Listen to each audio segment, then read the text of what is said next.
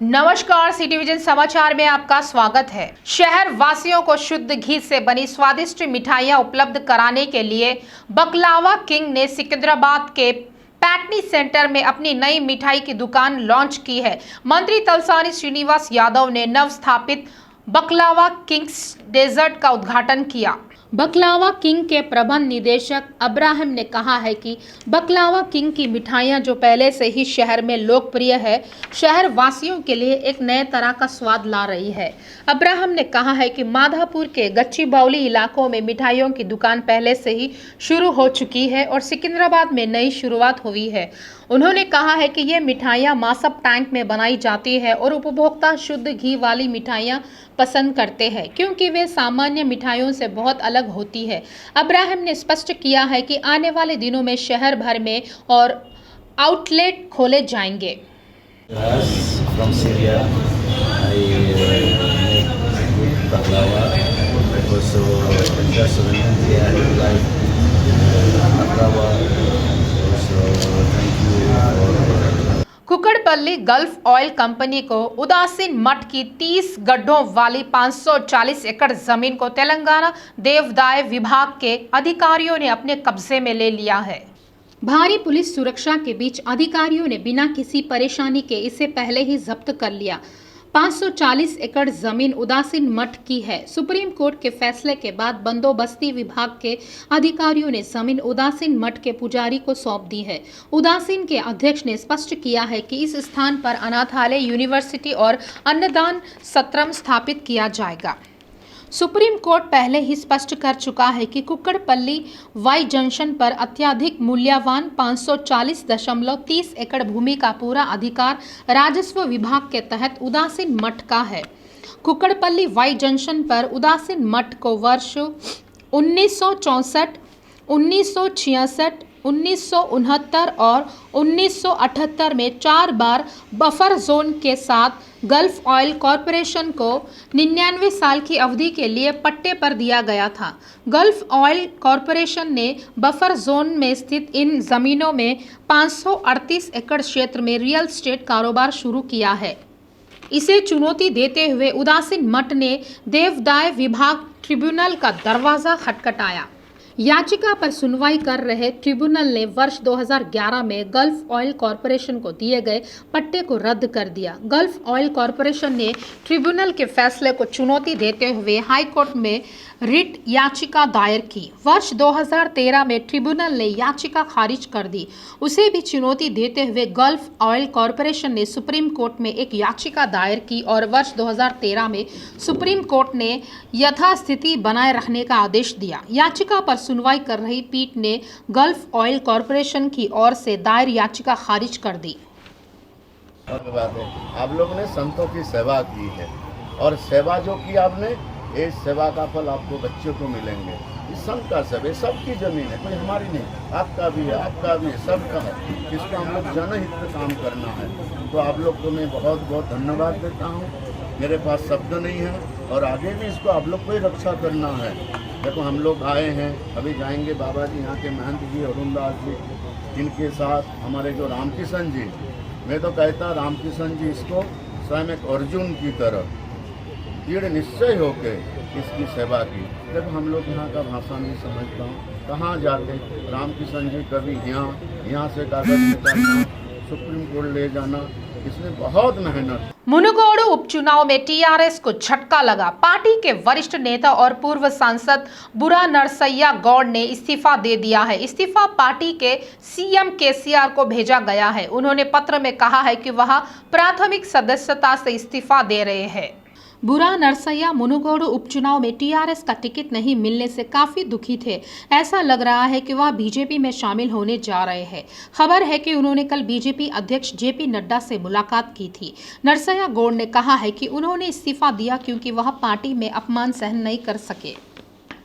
उन्होंने कहा है कि टीआरएस सरकार द्वारा लिए गए कुछ फैसलों से लोगों को काफ़ी परेशानी हो रही है। उन्होंने अपनी अधीरता व्यक्त की। उन्होंने कहा है कि वे पूर्व सांसद हैं, उनसे मुनुगोडु चुनाव के बारे में सलाह नहीं ली गई। अगर बीसी समुदाय को टिकट देने के मामले को देखने के लिए कहना गलत है तो पार्टी में होना अनावश्यक है। बुरा नरसैया गौड़ ने कहा है कि राज्य के आर्थिक, राजनीतिक और शैक्षणिक क्षेत्रों में पिछड़ों के साथ भेदभाव किया जा रहा है। कांग्रेस सांसद उत्तम कुमार रेड्डी ने कहा है कि उन्होंने अपने निर्वाचन क्षेत्र लंबाड़ा और आदिवासियों के कल्याण के लिए बहुत काम किया है। उन्होंने कहा है कि हर तांडा और छोटी बस्तियों में सीसी सड़कें बिछा दी गई है। बंजर भूमि के मुद्दे पर गांधी भवन में एक गोलमेज बैठक हुई। पूर्व एमएलसी रामुलु नायक के नेतृत्व में आयोजित बैठक में सांसद उत्तम कुमार रेड्डी मुख्य अतिथि थे। उत्तम कुमार ने आरोप लगाया है कि टीआरएस के शासन में तांडा बंद हो गए हैं। टीआरएस के राज में एक भी कबीले वाले को सीट नहीं मिली है। उन्होंने बंजर भूमि को हथियाने के लिए सरकार की आलोचना की। उन्होंने पूछा कि बंजारा हिल्स में बंजारा भवन का निर्माण अच्छा है, लेकिन गाँवों में क्या स्थिति है। एआईसीसी कार्यक्रम कार्यान्वयन समिति के अध्यक्ष महेश्वर रेड्डी ने कहा है कि कांग्रेस पार्टी हमेशा बंजर भूमि वालों के साथ खड़ी रहेगी। उन्होंने कहा है कि आदिवासी समुदाय आरक्षण का क्रियान्वयन कांग्रेस करेगी। आदिवासियों की मांग कांग्रेस की वजह से ही पूरी हो सकेगी। हैदराबाद में दूसरे दिन भी आईटी द्वारा छापेमारी हुई। आईटी अधिकारियों ने RS Brothers, South India shopping mall, Big C और लोट मोबाइल के शोरूम की तलाशियां ली। अचल संपत्ति और वार्षिक आय गणना में निवेश के बारे में पूछताछ की गई। ऐसे आरोप है कि जो कंपनियां लाभ में हैं उन्हें घाटे के रूप में दिखाया जाता है और फंड को दूसरी कंपनियों में भेज दिया जाता है। ऐसा लगता है कि आईटी अधिकारियों के पास वित्तीय लेन देन पर महत्वपूर्ण जानकारी है। बताया जाता है कि आरएस ब्रदर के मैनेजमेंट ने एक कंपनी के जरिए हॉनर रियल एस्टेट में भारी निवेश किया है। कल 20 टीमों ने हैदराबाद के अमीरपेट, पंजाकुट्टा, कुकड़पल्ली, हाईटेक सिटी और सनत नगर जैसे 15 इलाकों में तलाशियां ली। इस तलाशी के दौरान पिछले महीने का स्टॉक और बिक्री का विवरण लिया गया। टैक्स भुगतान और नकद लेन देन से संबंधित दस्तावेजों की जांच की गई। अधिकारियों ने तलाशी के दौरान संबंधित संगठनों के कर्मियों को बाहर जाने की अनुमति नहीं दी। विधायक राजा सिंह की पत्नी उषा बाई ने मांग की है कि मंत्री केटीआर ने शांतिपूर्ण हैदराबाद में अशांति पैदा करने का काम किया और उनके खिलाफ पीढ़ी अधिनियम दर्ज किया जाना चाहिए। उषा बाई ने पुलिस अधिकारियों से हैदराबाद में मुनव्वर फारूकी के कॉमेडी शो के प्रबंधन के पीछे रहने वाले मंत्री केटीआर के खिलाफ कार्रवाई करने की मांग की है। उन्होंने आरोप लगाया है कि विधायक राजा सिंह केटीआर की वजह से जेल में है। उषा बाई ने आरोप लगाया है कि केटीआर ने एमआईएम और मुस्लिम मतदाताओं को खुश करने के लिए फारूकी के साथ शो किया, जिन्होंने हिंदू देवताओं का अपमान किया था। तेलंगाना के खुफिया अधिकारियों ने चेतावनी दी है कि हैदराबाद में पॉपुलर फ्रंट ऑफ इंडिया के कार्यकर्ताओं के हमले का खतरा है। खुफिया अधिकारियों ने पुलिस को सावधानी बरतने की सलाह दी है, क्योंकि आरएसएस, विश्व हिंदू परिषद और हिंदू धर्मार्थ संगठनों के प्रतिनिधियों को निशाना बनाकर हमले की संभावना है। केरल और तमिलनाडु में पुलिस ने पीएफआई कार्यकर्ताओं की साजिश को नाकाम कर दिया। तेलंगाना में भी पीएफआई कार्यकर्ताओं के आरएसएस को निशाना बनाने और हमले करने का खतरा है। पुलिस अधिकारी तेलंगाना में सतर्कता बरते ताकि कानून व्यवस्था में कोई व्यवधान ना हो। एनआईए की जांच से पता चला है कि शहर के पुराने शहर में पीएफआई कार्यालय को सील कर दिया गया है। विदेशों में धन प्राप्त करने वाले पीएफआई के प्रतिनिधि उनका इस्तेमाल सांप्रदायिक झगड़े करने के लिए कर रहे थे। एनआईए अधिकारियों ने देश भर में कई पीएफआई कार्यकर्ताओं को गिरफ्तार किया और उनसे महत्वपूर्ण जानकारी एकत्र की है। केंद्र सरकार ने पीएफआई पर प्रतिबंध लगाने का आदेश जारी किया है। केंद्रीय खुफिया अधिकारियों ने राज्य को पहले से ही सचेत कर दिया है कि पीएफआई कार्यकर्ताओं द्वारा जवाबी कार्रवाई में हमले शुरू करने का जोखिम है।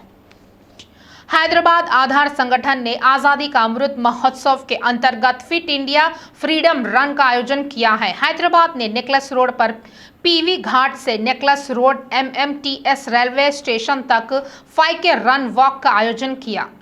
कार्यक्रम को यूआईडीएआई की उप महानिदेशक पी संगीता आईएएस ने हरी झंडी दिखाकर रवाना किया। इस दौड़ में प्रथम, द्वितीय एवं तृतीय स्थान प्राप्त करने वाले कर्मचारियों को उप महानिदेशक पी संगीता आईएएस के हाथों पुरस्कार देकर सम्मानित किया गया। इस कार्यक्रम में बड़ी संख्या में कर्मचारियों ने भाग लिया।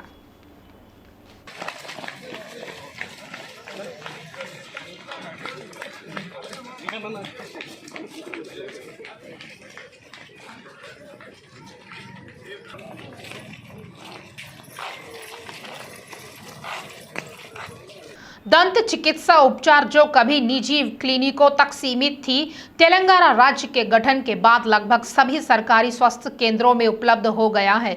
चिकित्सा एवं स्वास्थ्य विभाग ने ग्रेटर क्षेत्र के हर क्षेत्र की डिस्पेंसरी में दंत चिकित्सा सेवाएं उपलब्ध करा दी गई है। चिकित्सा अधिकारियों ने कहा कि हैदराबाद शहर के गोलकोंडा, नामपल्ली और मलकपेट क्षेत्र के अस्पतालों में दांतों का पूरा इलाज उपलब्ध है। इनके अलावा हाल ही में खैरताबाद में 50 बेड के क्लिनिक और लालापेट में 50 बेड के क्लिनिक में भी दंत चिकित्सा की सुविधा उपलब्ध कराई गई है। चिकित्सा अधिकारियों ने कहा कि रंगारेड्डी जिले के राजेंद्र नगर सामुदायिक स्वास्थ्य केंद्र और मेडचल मल्काजगिरी जिले के स्थानीय जिला अस्पताल ने भी दंत चिकित्सा सेवाएं उपलब्ध कराई है। अफजलगंज में सरकारी दंत चिकित्सा अस्पताल वास्तव में कॉरपोरेट को चिकित्सा सेवाएं प्रदान कर रहा है। इन क्लिनिकों में महंगा रूट कैनाल उपचार पूरी तरह से मुफ्त किया जाता है। आमतौर पर जब दांत के आसपास की नसें और रक्त वाहिकाएं संक्रमित हो जाती है तो फलक सूजन या क्षतिग्रस्त हो जाती है। पहले इस समस्या से पीड़ित लोग क्षतिग्रस्त दांत को निकाल दिया करते थे। डॉक्टरों ने कहा कि रूट कैनाल उपलब्ध होने के बाद दांत के संक्रमित हिस्से को हटा दिया जाता है, क्षतिग्रस्त नसों और रक्त कोशिकाओं का इलाज किया जाता है और दांत को ढक दिया जाता है। उन्होंने कहा कि सरकारी दंत चिकित्सालय में 300 से अधिक लोग रूट कैनाल से संबंधित ओपी सेवाएं प्राप्त कर रहे हैं और उनमें से कम 60 लोगों को प्रतिदिन रूट कैनाल चिकित्सा मिल रहा है। डॉक्टरों ने खुलासा किया कि वे एक पैसा खर्च किए बिना मुफ्त में महंगा इलाज कर रहे हैं। कॉरपोरेट दवाखानों में रूट कैनाल जैसे उपचारों में हजारों रुपए खर्च होते हैं। कहा जाता है कि कॉरपोरेट में रूट कैनाल थेरेपी बहुत महंगी होती है, लेकिन सरकारी डेंटल अस्पताल में मुफ्त इलाज की सुविधा दी जा रही है। उन्होंने कहा कि ग्रामीण क्षेत्रों के लोगों को दंत परीक्षण और उपचार प्रदान करने के लिए जंगम दंत चिकित्सा क्लिनिक भी उपलब्ध कराया गया है। सरकारी दंत चिकित्सा अस्पताल के तत्वावधान में इस मोबाइल क्लिनिक के माध्यम से राज्य के संबंधित जिलों में दंत चिकित्सा जाँच की जाती है। जरूरतमंद लोगों को यहाँ लाया जाता है और रूट कैनाल थेरेपी उपचार प्रदान किया जाता है। प्राथमिक स्वास्थ्य केंद्रों से सुपर स्पेशलिटी अस्पतालों तक सुविधाओं में वृद्धि की है। सभी क्लिनिकल परीक्षण उपकरण और ऑपरेशन थिएटर का आधुनिकीकरण किया गया है। अस्पतालों की सूरत बदलने के लिए नए रंग जोड़े गए, बिस्तर, गद्दे, चादरें और चिकित्सा उपकरण उपलब्ध कराए गए हैं। तेलंगाना आने पर भी सरकारी अस्पतालों में 17,000 बेड थे। तेलंगाना के गठन के बाद सरकार ने और 5,000 बिस्तर और सुविधाएं बढ़ाई। अस्पताल के पुराने भवनों के स्थान पर नए अस्पताल भवनों का निर्माण किया जा रहा है।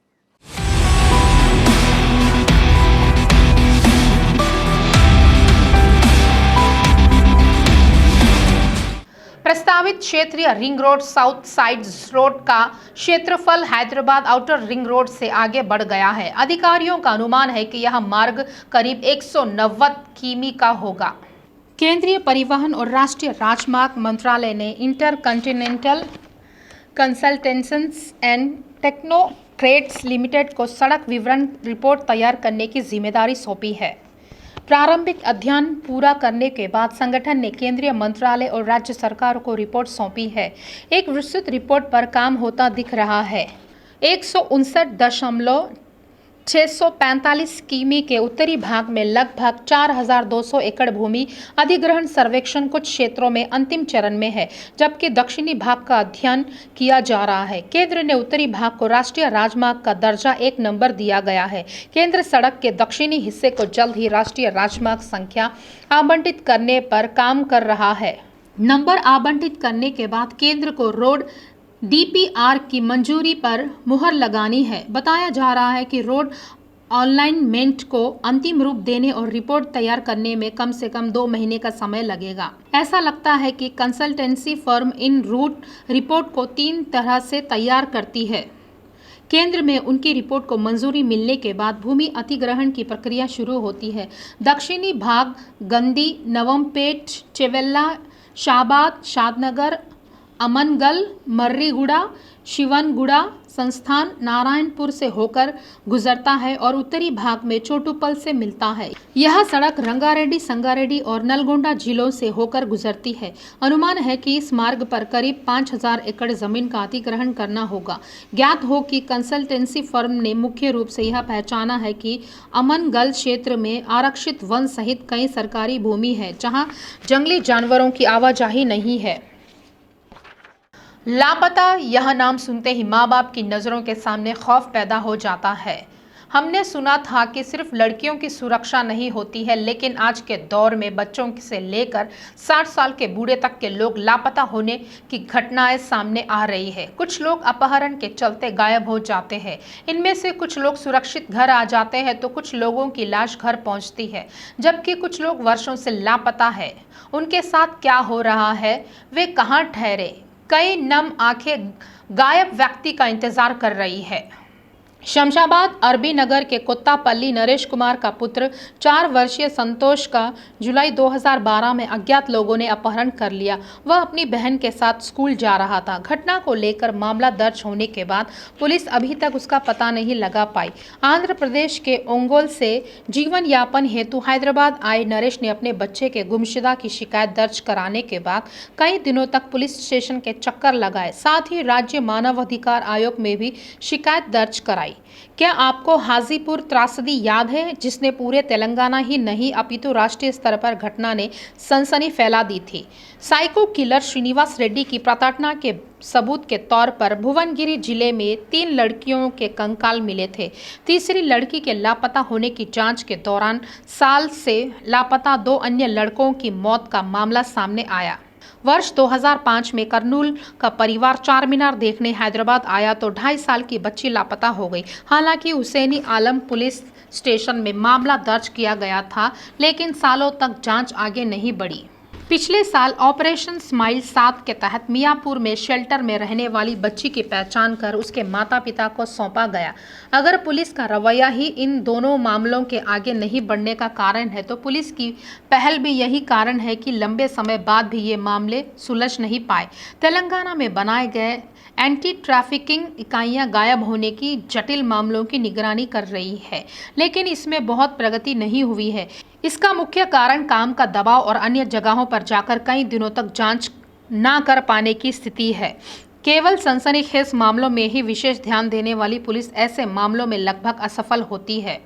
केरल पुलिस अधिनियम की धारा 57 के अनुसार यदि गायब होने का मामला दर्ज किया जाता है तो जांच तब तक जारी रखी जानी चाहिए तब तक कि इसका समाधान ना हो जाए। कुछ का सुझाव है कि हमारे पास ऐसा कानून होना चाहिए। बच्चों का अपहरण करने वाले ठग उन्हें संगठित गिरोहों को बेच देते हैं। ये गिरोह बच्चों से भीख मंगवाते रहते हैं। लड़कियों को जबरन देह व्यापार में ढकेला जाता है। पहले इस मामले का खुलासा तब हुआ जब यादगिरी गुट्टा के वैशालों में निरीक्षण किया गया। पता चला है कि सालों पहले जिन लड़कियों का अपहरण किया गया था वे वहां के कमरों में रह रही है। 15 से 18 साल की लड़कियां ज्यादातर प्यार के नाम पर धोखेबाजों के हथकंडों का शिकार होकर घर से भाग खड़ी हो रही है। धोखाधड़ी का पर्दाफाश होने और पैसे खत्म होने के कारण वे अपने आप घर लौट रही है। ऐसे मामलों में जहां ठिकाना अज्ञात है, तकनीकी पहलू पुलिस की जांच में बाधा बन रहे हैं। चूंकि लापता व्यक्ति धार्मिक स्थलों और दूर दराज के इलाकों में रहते हैं, इसीलिए वहां जाने और तलाश करने के लिए कर्मियों की कमी के कारण पुलिस समय नहीं दे पाती है। दूसरी ओर उन बुजुर्गों की पहचान करना मुश्किल हो रहा है जो आर्थिक कठिनाइयों, विवेक हानि, बुजुर्गों के समर्थन में कमी जैसे कारणों से अपना घर छोड़ रहे हैं। चूंकि बुजुर्ग अपने स्थान को ट्रैक करने वाले मोबाइल फोन, एटीएम और सोशल मीडिया का उपयोग नहीं करते हैं, इसीलिए उन्हें ढूंढना मुश्किल है। विकाराबाद जिले के तांडूर की रहने वाली अन्नपूर्णा 6 मार्च को पत्र लिखकर यह कहकर गायब हो गई कि वह अपने जीवन से घृणा के चलते घर छोड़ रही है। तकनीकी के इस्तेमाल के बावजूद पुलिस उसके ठिकाने का पता नहीं लगा पाई। उसके बाहर जाने का सीसीटीवी फुटेज भी नहीं मिला। पति सत्यमूर्ति का कहना है कि उसके लापता होने में कोई शामिल है और उसके पास सबूत है। वह पिछले साल जून में अपनी 2 बेटियों के साथ यह आरोप लगाते हुए गायब हो गया था कि पुलिस ने ठीक से जांच नहीं की। हालांकि पुलिस बड़ी मुश्किल से उन्हें वापस ले आई, लेकिन अन्नपूर्णा का ठिकाना अज्ञात है। मेदक जिले के रामायणपेट से सीतारामुलु वर्ष 2006 में रमंतपुर पॉलिटेक्निक हैदराबाद में पढ़ते समय गायब हो गया। परिजनों ने उस समय उपल पुलिस स्टेशन में शिकायत दर्ज कराई। 16 साल तक पुलिस स्टेशन के चक्कर लगाने के बाद भी कोई फायदा नहीं हुआ। उन्होंने पिछले जून में उच्च न्यायालय का दरवाजा खटखटाया। अदालत ने पुलिस को इस महीने की 27 तारीख तक मामले में नवीनतम स्थिति की रिपोर्ट देने का आदेश दिया। मेरे भाई के कॉल डेटा की जांच करने पर सबूत मिलने की गुहार पर पुलिस ने कोई ध्यान नहीं दिया। यदि आप उसके मित्र से संदेह की दृष्टि से प्रश्न करते हैं तो वह 10 दिनों के भीतर आपको बता देगा कि वह कहाँ है। वहीं एक वरिष्ठ पुलिस अधिकारी के करीबी ने हमें गुमराह किया कि मेरा बेटा छोटा भाई चरलापल्ली जेल में है। बाद में पुलिस ने छोटे भाई के दोस्त की सुध नहीं ली। सीता रामलू के भाई श्री रामलू ने चिंता व्यक्त की है कि हमें संदेह है कि उसके लापता होने के पीछे किसी का मजबूत हाथ है। हालांकि पिछले साल 3,917 लोगों का पता नहीं चला। राज्य में जहां भी उपचुनाव हो रहे हैं वहां वोटर लिस्ट अहम हो गई है। विपक्ष जहां भी उपचुनाव हो रहा है वहां पार्टियों पर धांधली करने का आरोप लगता रहा है। अब वही हंगामा मुनुगोडु उपचुनाव में भी हो रहा है। देखिए पिछले वोटरों की लिस्ट में कौन क्या कर रहा है। इससे पहले हाईकोर्ट ने सत्तारूढ़ टीआरएस पर उपचुनाव मतदाता सूची में गड़बड़ी करने का आरोप लगाते हुए दायर एक याचिका में मतदाता सूची को प्रकाशित नहीं करने का आदेश जारी करने से इनकार कर दिया। उच्च न्यायालय ने चुनाव आयोग को मतदाताओं की अंतिम सूची का विवरण प्रस्तुत करने का निर्देश दिया। अगली सुनवाई इस महीने की 21 तारीख तक के लिए स्थगित कर दी गई। 5,517 लंबित आवेदनों को खारिज करने के आदेश के लिए याचिकाकर्ता की याचिका खारिज कर दी। बीजेपी ने याचिका दायर कर रहा है कि टीआरएस उपचुनाव के दौरान फर्जी वोट बनाकर फायदा उठाने की कोशिश कर रही है। मुख्य न्यायाधीश न्यायमूर्ति उज्ज्वल भुयान और न्यायमूर्ति सीवी भास्कर रेड्डी की खंडपीठ ने शुक्रवार को मामले की सुनवाई की। चुनाव आयोग की ओर से अधिवक्ता अविनाश देसाई ने दलीलें पेश की। नए वोटों के लिए कुल 25,1300 आवेदनों में से 7,247 खारिज कर दिए गए। चुनाव आयोग के एडवोकेट ने बताया है कि 12,249 आवेदनों की अनुमति दी गई जबकि 5,517 लंबित थे। साथ ही त्रुटियों के सुधार के लिए 2,142 आवेदनों में से 239 को अनुमति दी गई। 1,822 लंबित थे, 81 रद्द कर दिए गए। उन्होंने कहा है कि आवेदन किए गए मतों के अनुमोदन के लिए 7 दिनों की नोटिस अवधि होगी। चुनाव आयोग के एडवोकेट ने हाईकोर्ट को समझाया कि अगर आज शाम तक लंबित आवेदनों का समाधान कर दिया जाता है तो उन सभी को अनुमति दी जाएगी। वर्ष 2018 में 2,14,847 वर्ष 2018 में 2,14,847, वर्ष 2019 में 2,28,774, वर्ष 2020 में 2,30,328, वर्ष 2021 में 2,26,515, वर्ष 2022 में 2,38,759 दर्ज हुए।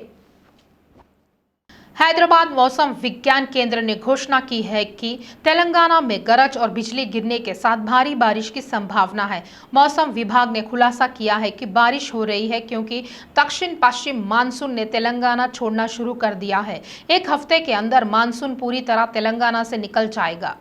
कहा गया है कि हैदराबाद में अगले 2 घंटे तक बारिश होने की संभावना है। बताया जाता है कि सुबह से ही आसमान में बादल छाए हुए हैं और शहर में कई जगहों पर बारिश हो रही है। हैदराबाद मौसम विज्ञान केंद्र ने कहा है कि इस महीने की 18 तारीख को उत्तरी अंडमान और उसके आसपास के इलाकों में एक चक्रवाती हवाओं का क्षेत्र बनने की संभावना है।